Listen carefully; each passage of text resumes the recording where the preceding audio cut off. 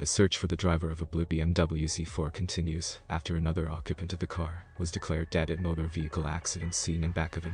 According to police spokesperson Joseph Swarbury, the driver of the BMW lost control of his vehicle on Saturday at about 10:30 p.m. and drove into a rock on Victoria Road, Bakoven near Tuidekrola. A 24-year-old female occupant, identified as Kaylynne Damonze, sustained fatal injuries and was declared dead on the scene by the medical personnel.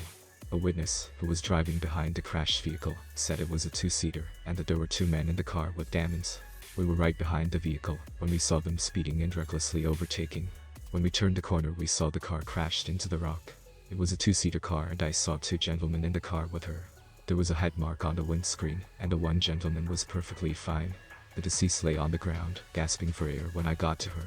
I tried my best to resuscitate her and keep her alive, but she passed away eventually. The supposed driver of the vehicle was still hanging around and he took the blame for his friend, who went to urinate behind my car. When the police and ambulance got to the scene, the friend said he was the only person in the car with her.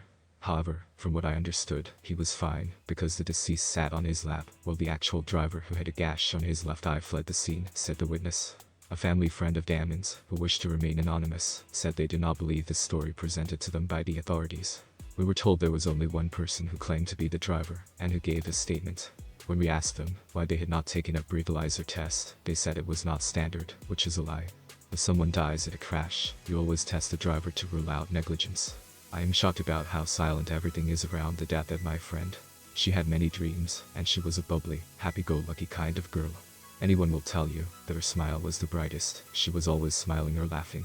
But now she's gone, and circumstances surrounding her death remains blurry, and the family just want closure to what happened to their daughter, said the friend.